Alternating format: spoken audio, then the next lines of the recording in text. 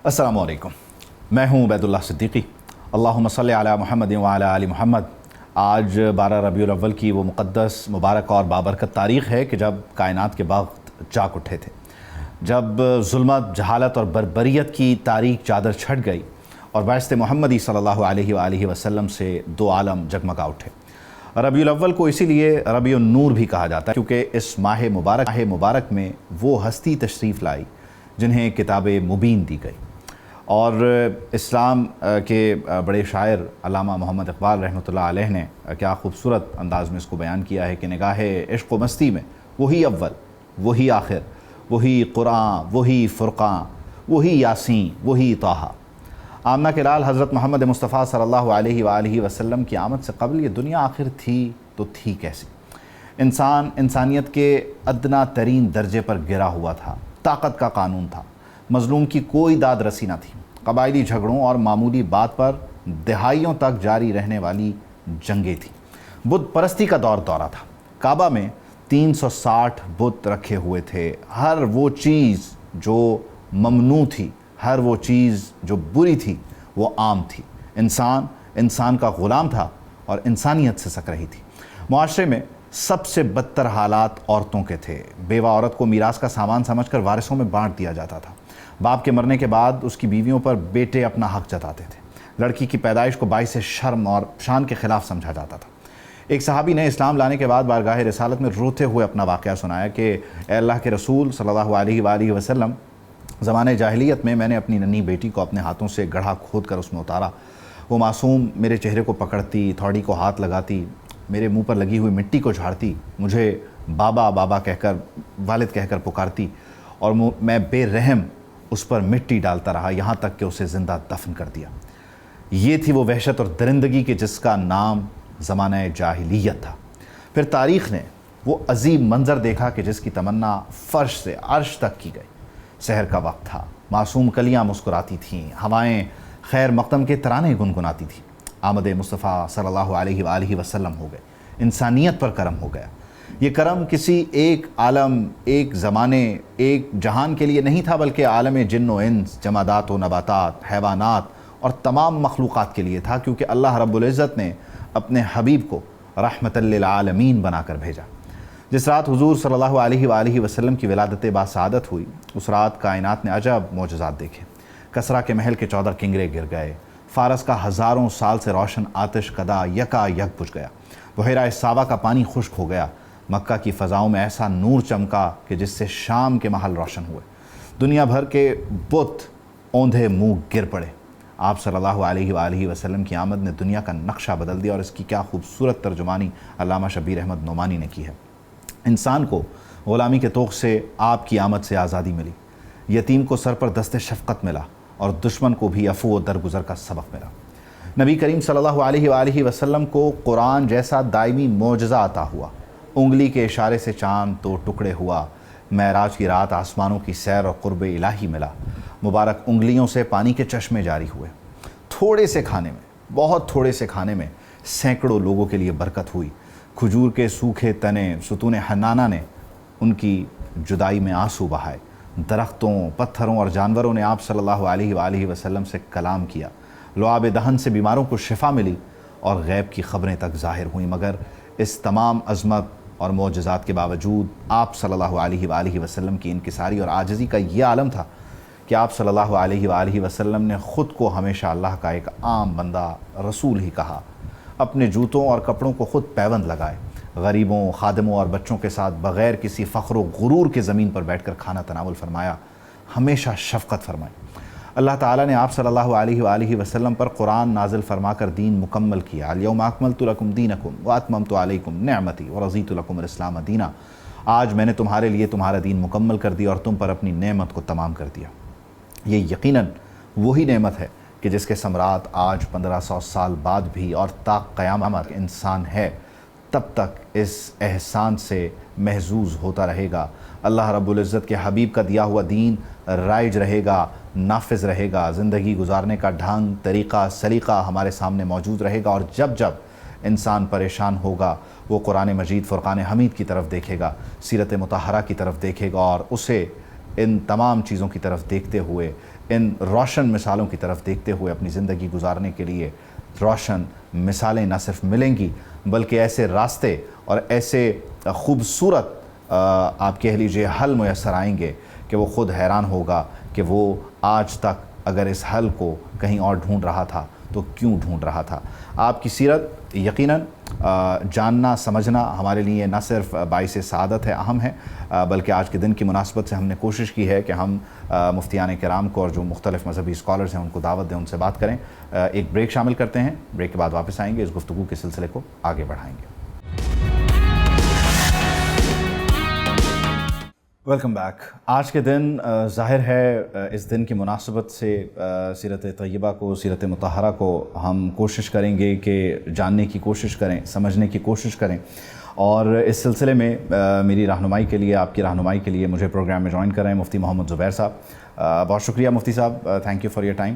اور میرے ساتھ پروگرام میں موجود ہیں فہد علی کاظمی صاحب، آپ بھی اسکالر ہیں، مذہبی اسکالر ہیں۔ بہت شکریہ فہد صاحب، thank you for your time. مفتی صاحب، آپ سے اس پروگرام کا باقاعدہ آغاز کرتے ہوئے یقیناً یہ دن، اس کو ایک دن کہہ کر اور اس کو ایک دن تک اس خوشی کو یا اس احسان عظیم کو محدود کر دینا یقیناً مناسب ہرگز نہیں ہے، کیونکہ جو سلسلہ آج سے 1500 سال پہلے شروع ہوا اس کے اثرات اور ثمرات آج تک ہماری زندگیوں میں ہیں، بلکہ وہ وعدے جو اللہ رب العزت نے اپنے حبیب سے کیے جب کفار اور مشرکین مکہ یہ کہا کرتے تھے کہ آپ کی کوئی اولاد نہیں اور آپ جڑ کٹے ہوں گے، تو پھر اللہ رب العزت نے کہا ان شانیک هو الابتر، پھر یہ بھی کہا ورفعنا لک ذکرک۔ تو آج تک ظاہر ہے وہ وعدہ بھی پورا ہو رہا ہے اور ہم اس کی تقلید میں، تائید میں سرب سجود ہوتے ہیں، شکر ادا کرتے ہیں اللہ رب العزت کا اور اس کے احکامات پر عمل کرنے کی، سیرت طیبہ پر عمل کرنے کی کوشش کرتے ہیں۔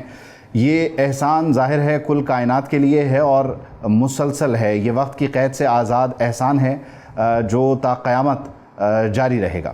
بسم اللہ الرحمن الرحیم، نحمدہ ونصلی علی رسولہ الکریم، اما بعد۔ آپ نے اپنے انٹرو میں صحیح فرمایا، قرآن کریم میں اللہ رب العزت نے سورہ احزاب کی آیت نمبر 21 کے اندر لقد کان لکم فی رسول اللہ اسوۃ حسنہ ارشاد فرمایا۔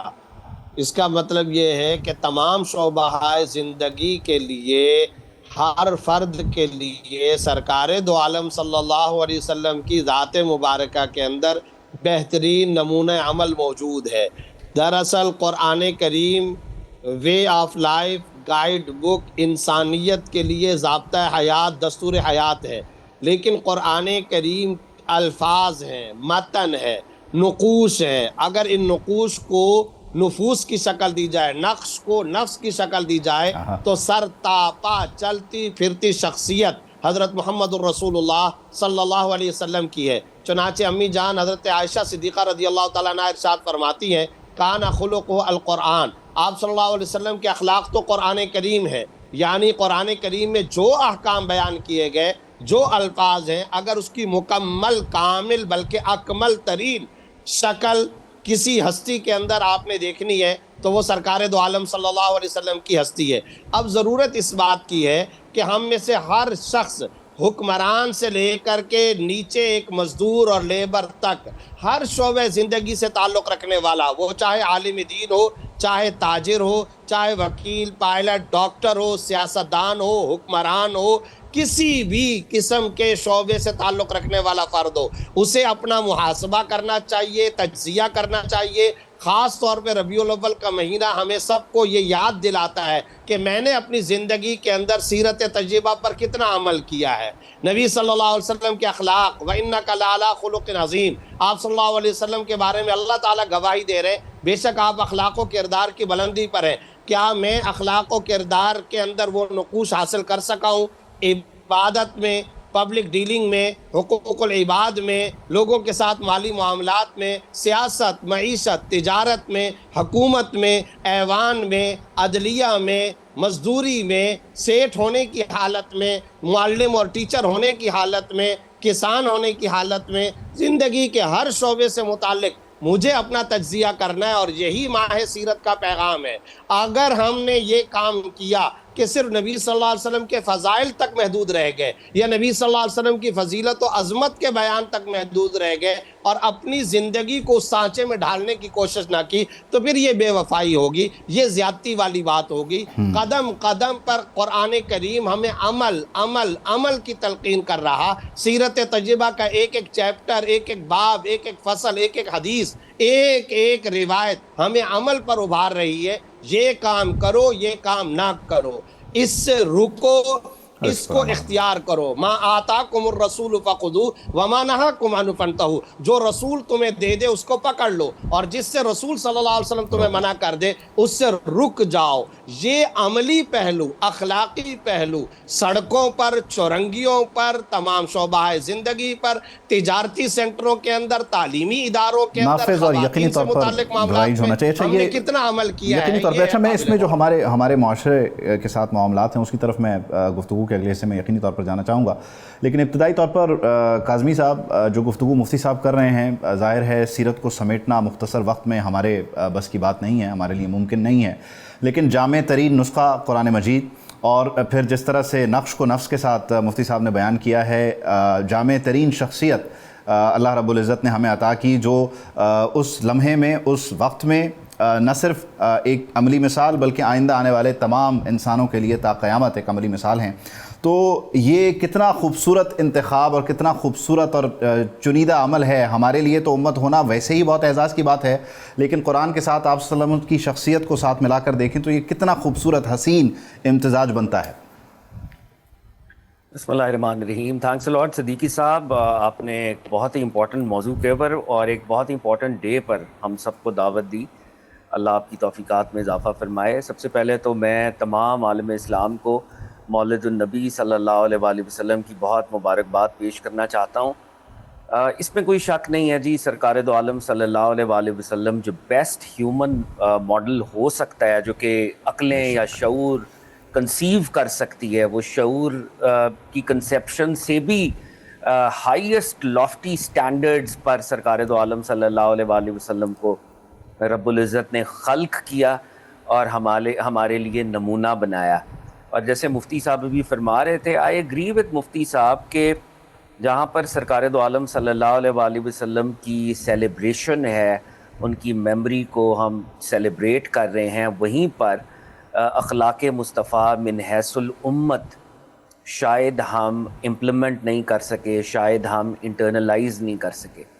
سرکار دو عالم صلی اللہ علیہ وآلہ وسلم کا جو بیسک ایمفسس ہے وہ توحید پر ہے، توحید باری تعالیٰ پر ہے، اور توحید سے ایک معاشرہ معرض وجود میں آتا ہے جو معاشرہ ایکوالٹی، مساوات پر مبنی ہوتا ہے، جس میں کالا گورا، عربی اجمی، بڑا چھوٹا، اس کی تمیز ختم ہو جاتی ہے۔ تو کیا ہم سرکار دو عالم صلی اللہ علیہ وآلہ وسلم کی تعلیمات کے مطابق، قرآن حکیم کی تعلیمات کے مطابق ایک ایسی امت میں ڈھل پائے یا ایک ایسی قوم کی تربیت کر سکے جو کہ اپنی روح میں، اپنی فاؤنڈیشن میں محمدی ہو؟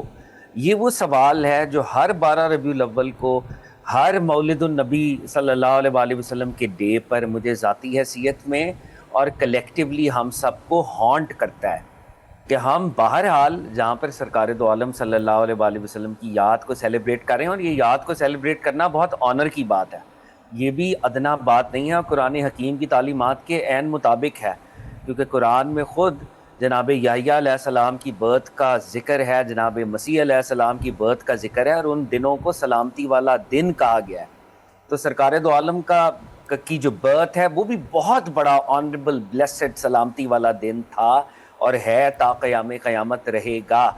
بٹ کیا میں سرکار دو عالم جو مجھ سے تقاضا کر رہے ہیں بے حیثیت فرد، بے حیثیت قوم، بے حیثیت امت، کیا میں وہ آبلیگیشن انٹرنلائز کرنے کی پوزیشن میں ہوں؟ سرکار دو عالم کا جو مساوات کا میسج تھا، سرکار دو عالم کا جو وَاعْتَصِمُوا بِحَبْلِ اللَّهِ جَمِيعًا وَلَا تَفَرَّقُوا کا میسج تھا، آج کیا میں نے سب کانٹیننٹ کے اندر، مملکت خدا داد پاکستان کے اندر چھوٹے چھوٹے سکولز آف تھاٹس نہیں بنا لیے؟ کیا آج میں ایک دوسرے کو ٹالریٹ کرتا ہوں؟ کیا میں آئیڈیالوجیز کو ٹالریٹ کرتا ہوں، یا میں کفر و شرک اور بدعت کے فتوے لگاتا رہتا ہوں؟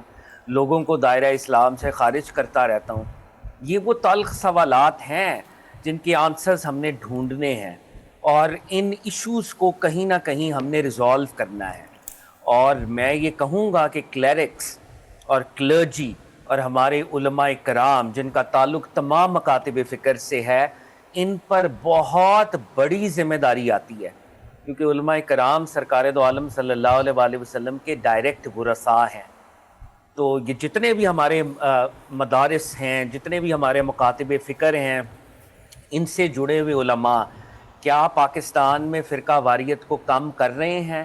کیا پاکستان کے اندر فرقہ وارانہ تعصب کم ہو رہا ہے؟ کیا ہم اتحاد اور یگانگت کی طرف بڑھ رہے ہیں؟ کیا مساوات کی طرف ہم بڑھ رہے ہیں؟ ڈیلی ہم دیکھتے ہیں کہ ویمن رائٹس کو پامال کیا جاتا ہے، بدترین ایکسپلائٹیشن ہو رہی ہے.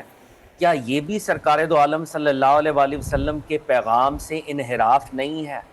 وہ نبی جو خواتین کو امپاور کرنے کے لیے آئے، جنہوں نے خواتین کو ان کے رائٹس عنایت کیے، جن بیٹیوں کو زندہ درگور زندہ دفن کیا جاتا تھا، پروفٹ ان کی ایمانسیپیشن کے لیے آئے.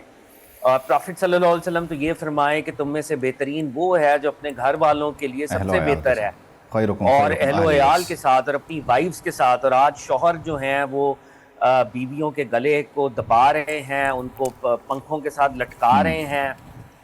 یقیناً میں بلکہ آپ اس ٹاپک کی طرف لے آئے ہیں، میں چاہتا ہوں کہ ہم اس کو بھی گفتگو کا حصہ بنائیں کہ ظاہر ہے مفتی صاحب جب ہم ضابطۂ حیات کی بات کرتے ہیں تو اس میں معاشرت بھی ہے، معیشت بھی ہے، رشتہ داریاں بھی ہیں، دوستیاں بھی ہیں، تعلقات بھی ہیں.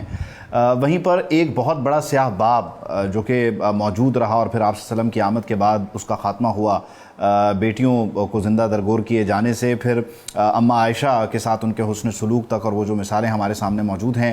تو اسلام نے بنیادی طور پر خواتین کو جو ان کی حقیقی معنوں میں جگہ تھی وہ عطا کی ہے، لیکن کیا آج کا معاشرہ، آج ہم انفرادی حیثیت میں بھی کیا اس سیرت کے حصے پر عمل کرتے ہوئے نظر آ رہے ہیں کہ جہاں بیٹیوں کے جو حقوق ہیں، وہ یونس تحسین کا بھی شعر ہے نا کہ رحمت کے لیے فاطمہ خود رحمت کی گھڑی ہیں، جب آپ صلی اللہ علیہ وسلم استقبال کے لیے کھڑے ہوتے ہیں، یا اماں عائشہ کے ساتھ ان کا حسن سلوک ہے، یا اماں خدیجہ کے ساتھ جو ان کا زندگی کا حصہ ہے اور مرحلہ ہے، کیا انفرادی حیثیت میں ہم بحیثیت مسلمان سیرت کے اس حصے پر بھی عمل کرتے ہوئے آپ کو نظر آتے ہیں، یا یہاں ہماری خامیاں کوتاہیاں ہیں؟ جی، اس سلسلے میں آپ نے بہت اہم یہ سوال اٹھایا. یہ ہمارے سماج کا، ہماری سوسائٹی کا انتہائی اہم اور سلگتا ہوا مسئلہ ہے.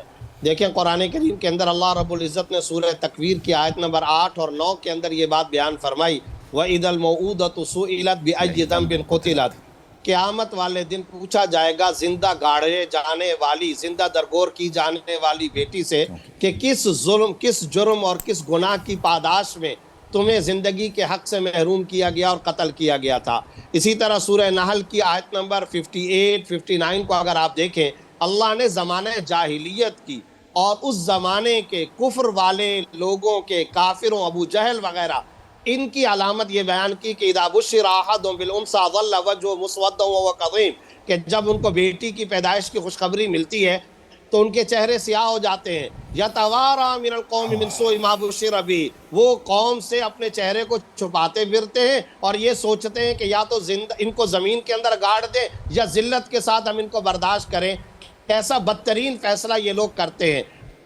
اللہ رب العزت نے قرآن کریم کے اندر یہ بات بیان کر کے سرکار دو عالم صلی اللہ علیہ وسلم نے خواتین کو سب سے پہلے زندہ رہنے کا حق عطا کیا اور بچی کی ولادت اور پیدائش کو رحمت کا ذریعہ قرار دیا.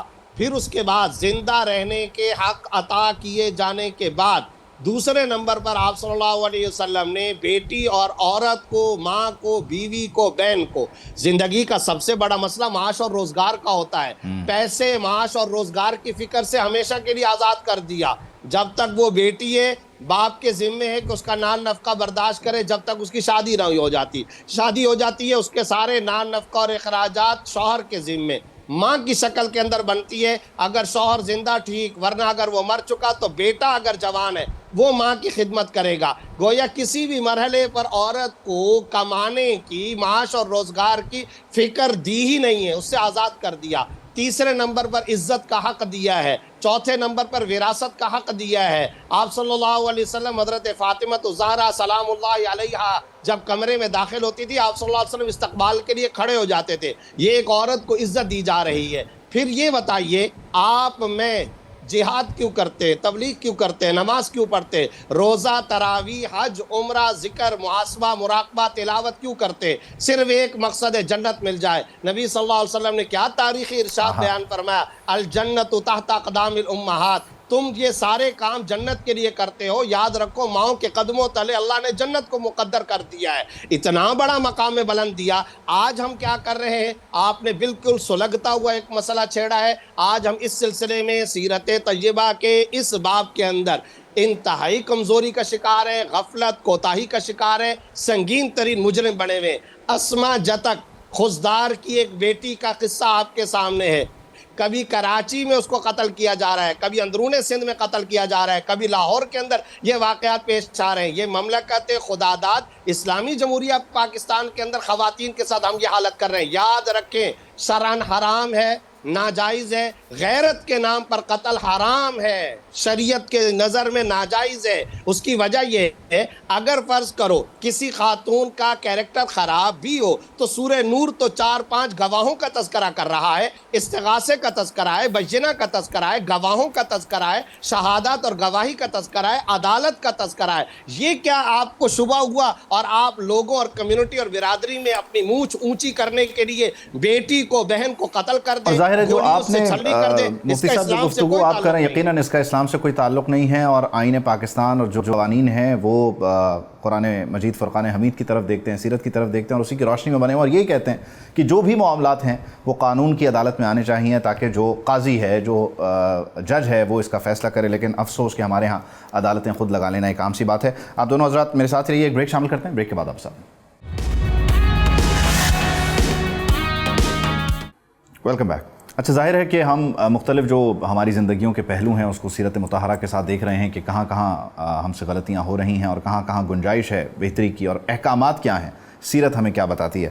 کاظمی صاحب آپ جو گفتگو کر رہے تھے اب سے کچھ دیر پہلے تک، اس میں ظاہر ہے آپ نے جمعیت کی بات کی، تفریقات کی بات کی.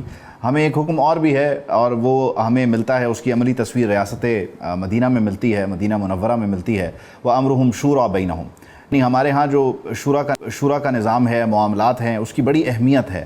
آپ سمجھتے ہیں کہ ہمارے ہاں، پھر میں بات کرتا ہوں کہ ہمیں صرف بحیثیت مملکت نہیں بلکہ اپنے ذاتی معاملات میں بھی کیا ہم جو شورا کا کلچر ہے، مشورے کا کلچر ہے، اس پر عمل کرتے ہیں؟ اور پھر جو ہماری پارلیمان، ہم تو یہاں پر اس کو پارلیمان کے ساتھ نتھی کر دیکھیں گے، پارلیمان کے معاملات ہیں، ہماری جو قانون سازی ہے، اس میں ہم اس کی عملی اور حقیقی تصویر کو رائج کر سکیں ہیں، یا آپ سمجھتے ہیں کہ یہاں ابھی بھی بہت روم ہے فار امپروومنٹ؟ I think یہ تو $1 million question ہے صدیقی صاحب، اور there is a lot of room for improvement. اور ہم سرکار دو عالم صلی اللہ علیہ وآلہ وسلم نے جس طرح سے مشاورت کی، بحیثیت قوم، بحیثیت امت بالکل دور نکل گئے ہیں. اب مجھے ایک ایگزامپل آپ کے سوال سے یاد آ رہی تھی. سرکار دو عالم صلی اللہ علیہ وآلہ وسلم جب غزوہ احد کے لیے تشریف لے گئے تو ذاتی حیثیت میں آپ کی رائے یہ تھی کہ مدینہ منورہ کے اندر رہ کر لڑا جائے، مگر کچھ نوجوان صحابہ کرام کا یہ اصرار تھا، کیونکہ جہاد کا جذبہ تھا ان میں، کہ ہم دشمن کا دو بدو مقابلہ کریں مدینہ منورہ سے باہر نکل کر. سرکار دو عالم نے ایون بین کہ وہ اللہ کے نبی آخر الزمان ہیں، مشورہ کیا اور ان نوجوان صحابہ کے مشورے کو قبول بھی کیا. وہ طویل روایت ہے اور اس کے اندر اور بھی معاملات ہیں، لیکن سرکار دو عالم صلی اللہ علیہ وآلہ وسلم میدان احد کی طرف مدینہ سے باہر تشریف لے گئے. تو اللہ کے نبی صلی اللہ علیہ وآلہ وسلم جو کہ ڈیوائن گائیڈنس میں ہیں، وہ پھر بھی لوگوں سے مشورہ کر رہے ہیں اور ان کے مشورے کو ایٹ ٹائمز قبول بھی کر رہے ہیں. خلافت راشدہ بذات خود شورائیت کا ایک بہترین ایکسپریشن ہے. جناب ابو بکر صدیق کا خلیفہ بننا، جناب عمر فاروق کا، جناب عثمان غنی کا، مولا مرتضیٰ کا، یہ مشورے سے ہوا ہے. حالانکہ ان تمام بزرگان کے اپنے اپنے بہت شائننگ اسپریچول میرٹس موجود ہیں، لیکن یہ اپنے میرٹس تو ہیں ہی ہیں، مشورے سے وہ بندوبست اور وہ سٹرکچر ہوا ہے. Unfortunately with a passage of time, علامہ اقبال نے جیسے خطبہ الہ آباد میں یہ کہا کہ مسلمانوں نے شورائیت کو فراموش کیا اور ملوکانہ ذہنیت جو ہے وہ مسلمانوں میں عرب امپیریلزم والی جو صورتحال ہے وہ سرایت کر گئی، اور پھر جو ٹاپ پہ فیصلہ ہو رہا ہے وداؤٹ اینی مشورہ، اس کو جو ہے ڈسیمینیٹ کیا جا رہا ہے، اس کو آگے سپریڈ کیا جا رہا ہے۔ تو ایسی ڈیموکریسی، ایسی جمہوریت جس کے اندر آپ مشورہ نہیں کر رہے اور بظاہر پارلیمنٹس ہیں بھی، تو یہ پھر سرکار دو عالم صلی اللہ علیہ وآلہ وسلم کی یا قرآن حکیم کی جو آیات ہیں، یہ وہ والی شورائیت نہیں ہے۔ شورائیت کسی سٹرکچر کا نام نہیں ہے، شورائیت ایک اسپرٹ کا نام ہے، اسپرٹ آف ایڈوائس، آپ اسپرٹ آف کنسلٹیشن۔ اگر آپ کنسلٹیٹو پروسیس میں یقین رکھتے ہیں تو آپ ان آراء کو بھی انٹرٹین کریں گے، ان اوپینینز کو بھی انٹرٹین کریں گے جو آپ کے سٹانس سے برعکس ہوں گی۔ اگر آپ اپوزیشن یا نیگیٹو اوپینین یا آپ کے موقف کے خلاف اگر کوئی رائے ہے اس کو سننے کا مادہ نہیں رکھتے تو یہ شورائیت کے خلاف ہے۔ جناب فاروق اعظم رضی اللہ تعالیٰ عنہ، آپ ان کی خلافت کو دیکھیں تو بڑے بڑے جو بدو صحابہ تھے، یعنی جو شہر مدینہ میں نہیں بھی رہتے تھے، یعنی ایک عام بدو ہیں، وہ اٹھ کے جناب عمر فاروق سے سوال کر رہے ہیں، جناب عمر فاروق رضی اللہ تعالیٰ عنہ کو اکاؤنٹیبل ٹھہرا رہے ہیں، اور جناب عمر فاروق ناراض نہیں ہو رہے۔ جناب عمر فاروق رضی اللہ تعالیٰ عنہ ان کی باتوں کو، ان کی سو کالڈ سوالات کو انٹرٹین کر رہے ہیں۔ تو یہ مادہ آئی تھنک ہمیں اشرافیہ کے اندر لانا پڑے گا، چاہے وہ پولیٹیکل ایلیٹ ہو، چاہے وہ اسپریچول ایلیٹ ہو۔ دیکھیں نا، ہمارے ہاں شورائیت کیا مدارس کے اندر ہے، مدارس کے بورڈز کے اندر ہے، یہ بھی ایک سوال ہے۔ علماء کے درمیان آپس میں مشورے کا کیا درجہ ہے، کیونکہ علماء نے تو لیڈ کرنا ہے نا، وہ آپس میں کتنے مشورے کر رہے ہیں، یہ بھی ہم نے دیکھنا ہے۔ پولیٹیکلی بھی ہم نے دیکھنا ہے۔ پھر ذاتی حیثیت میں بھی والد ایک گھر کا سربراہ ہے تو کیا وہ بچوں کے ساتھ مشورہ کرتا ہے، کیا وہ اپنی زوجہ کے ساتھ مشورہ کرتا ہے، یا وہ گھر کے اندر ایک ڈکٹیٹر بنا ہوا ہے؟ تو سرکار دو عالم صلی اللہ علیہ وآلہ وسلم تو میکرو لیول پر بھی مشورہ فرماتے تھے، مائکرو لیول پر بھی، گھر کے معاملات میں بھی آپ مشورہ فرماتے تھے۔ اینڈ سم ہاؤ یہ جو ڈیموکریٹک اسپرٹ ہے جو کہ اصل میں مسلمانوں کی ہے، یہ ہم نے اپنائی نہیں ہے، اور unfortunately whether we like it or not, یہ شاید ویسٹرن سفیر کے اندر زیادہ ہمیں ڈیموکریسی انفارچونیٹلی نظر آ رہی ہے، اور یہاں پہ ہمیں آٹوکریٹک ایک سٹائل آف گورننس یا آٹوکریٹک سٹائل آف کنسلٹیشن جو ہے وہ زیادہ نظر آتا ہے، which is very very unfortunate. Definitely. اچھا، اس میں ایک پہلو اور بھی ہے مفتی صاحب، ظاہر ہے میں کوشش کر رہا ہوں کہ میں کوئکلی جتنے موضوعات کو اور معاملات کو کور کر سکوں اور آپ اس پہ ہماری رہنمائی کر سکیں، کہ آج کے دور میں ہم یہ بات بھی کرتے ہیں، ہمارا نوجوان ظاہر ہے ہمارا ایک بہت بڑا سبجیکٹ ہے، ملک کی ایک بہت بڑی آبادی ہے، اور ہم اکثر یہ دیکھتے ہیں کہ بہت ساری وجوہات کی بنا پر وہ ایک یہ بات کرتا ہے کہ جی وہ مشکل میں ہے، پریشانی میں ہے، ڈپریشن میں، اس کے میڈیکل ریزنز اپنی جگہ ہیں، لیکن اس کے ساتھ ساتھ ظاہر ہے ہمیں سیرت کی طرف اور جو اسلامی تعلیمات ہیں، عقائد ہیں، نظریات ہیں، ان کی طرف بھی دیکھنا چاہیے۔ اور اس کے لیے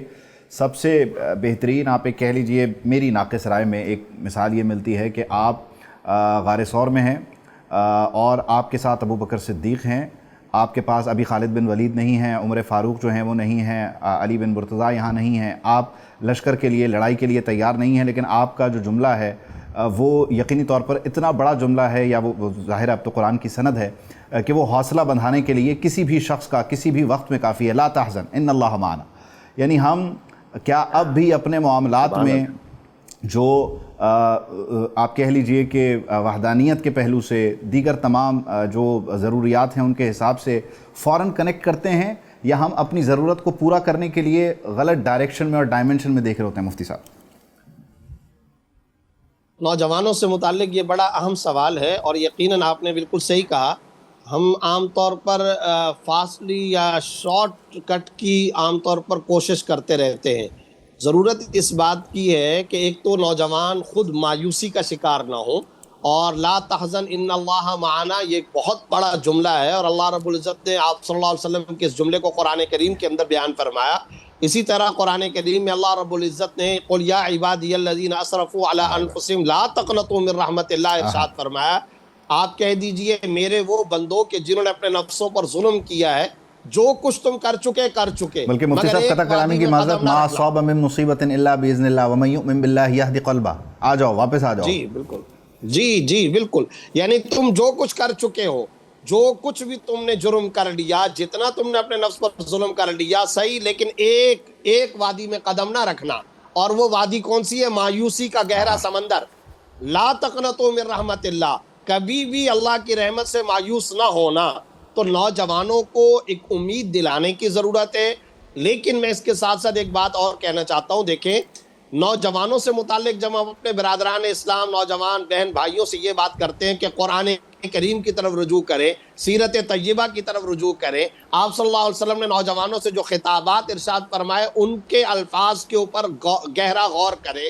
جب ہم یہ بات کرتے ہیں کہ قرآن و حدیث کے قریب آئیں تو ساتھ ساتھ چیزیں لنکڈ ہوتی ہیں.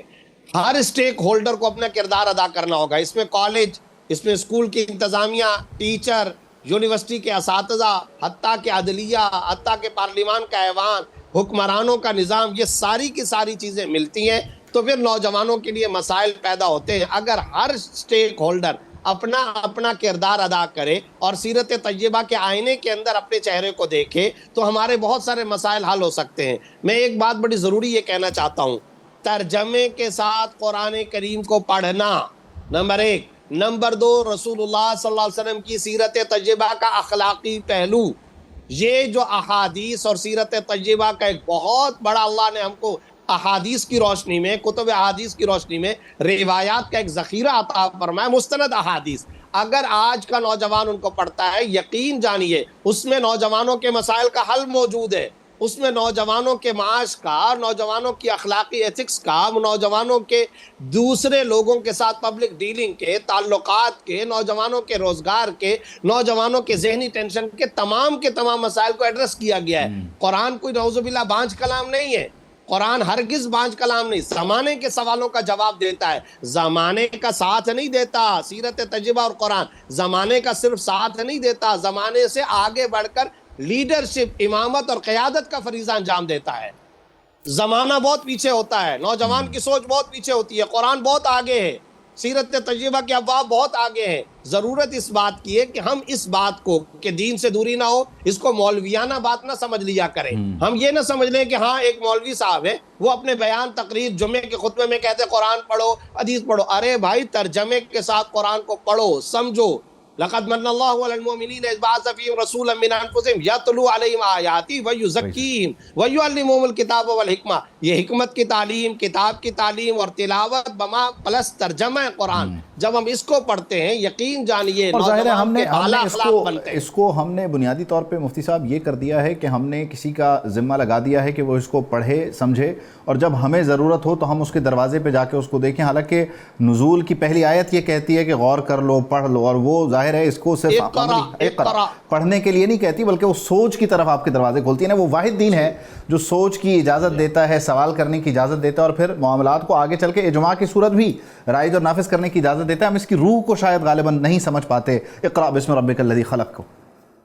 جی اصل بات یہی ہے، یہ باڈی کی مینٹیننس ظاہری اور باطنی روحانیت کی پالش کے لیے، یہ صرف اس چیز کے لیے نہیں ہے کہ ایک بندہ رکھ لیا جو یہ کام کر لے گا. اس سے یہ کام نہیں ہوتا. آپ کے اپنی تزکیہ، جب وَيُزَكِّيهِمْ کا لفظ اللہ تعالیٰ بیان فرما رہے تو تزکیہ کا مطلب کیا ہوا؟ دل، دماغ کی صفائی ستھرائی، باطن، روحانیت کی پالش. یہ ہر نوجوان کی نیڈ ہے، یہ ہر نوجوان کی ضرورت ہے. بہت بڑا میسج ہے، لارج اسکرین ہے، تسخیر کائنات کا کلام ہے، جہاں بانی کا کلام ہے. نوجوانوں کے مسائل کا حل اسی دربار پر ہے، اور صرف نوجوانوں کے نہیں بلکہ تمام ہی مسائل کا حل اس میں یقینی طور پر موجود ہے. قرآن مجید فرقان حمید کو خود پڑھیں، اس کے ترجمے کو پڑھیں، سمجھیں، سیرت مطہرہ کو پڑھیں، اپنی زندگی کے لیے اس کو رائج کرنے کی کوشش کریں تو یقیناً بہت سارے معاملات میں ہماری یقیناً آنی ہوتی ہے اور ہماری رہنمائی کا یہ واحد ذریعہ اور باب ہے. میں اپنے دونوں معزز مہمانوں کو گواہ بناتے ہوئے اس پروگرام سے ان کا شکریہ کرتے ہوئے اجازت چاہتا ہوں کہ پروگرام کرتے ہوئے اگر کوئی غلطی، کوئی سہو ہوا ہو تو اپنے رب کے حضور معافی کا خواستگار، توبہ کا طلبگار ہوں. مفتی صاحب بہت شکریہ، فاضل علی کاظمی صاحب بہت شکریہ. پروگرام سے مجھے اجازت دیجیے، آپ سے ملاقات ہوگی انشاءاللہ کل. اللہ حافظ ناصر. سبسکرائب کریں اور بیل دبائیں تاکہ کوئی خبر رہ نہ جائے.